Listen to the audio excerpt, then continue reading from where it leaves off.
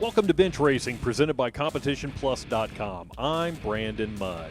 This episode of Bench Racing is brought to you by Strange Engineering, #RaceStrange. For fans of nostalgia drag racing, very few organizations in the country are as period accurate as the Southeast Gassers Association. Headed up by Quain Stott, the group wrapped up its season recently at Greer Dragway in South Carolina. Coincidentally, that's the same track Stott discovered his love for the sport, which was also the family business. I got addicted to it as a little bitty kid with my Hot Wheels cars and stuff. My dad taking me to the drag strip, watching the gassers run and the funny cars and the fuel altereds, whatever was at Spartanburg or Greer Dragway at the time when they have special events. Dad would take me, and my family was into racing. My Uncle Larry Stott, he raced. So it was kind of in my blood. My family all raced before me, and then, of course, I went to hang out at the drag strips, and I watched my uncles work on their hot rods and stuff. And I was probably 7 or 8 years old when I really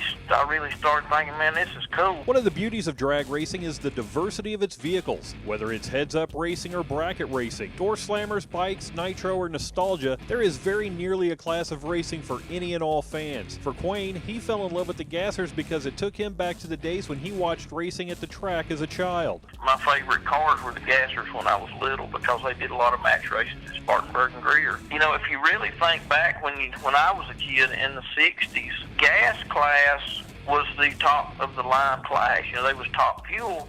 The gas class was the pro mods of the 60s. They were the fastest door cars. So it drifted into that. But as I got older, gas class died in 68. It started fading away. So the time I'm, 9, 10 years old, gas class wasn't very popular anymore. The Southeast Gassers Association is unique in that every car must be period correct in order to participate in the events. It's a hard and fast rule that Stott absolutely will not back away from. For me to build that time tunnel back to 1965, I had to make that car just like it was.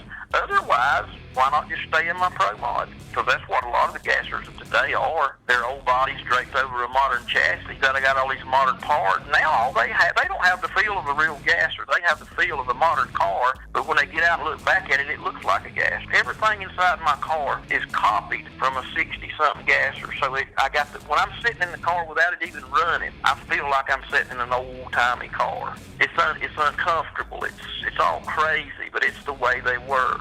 For more information on the Southeast Gassers, visit them on the web at southeastgassers.com or on their official page on Facebook. Be sure to come back to CompetitionPlus.com next week and every week for another edition of Bench Racing, brought to you by Strange Engineering, #RaceStrange.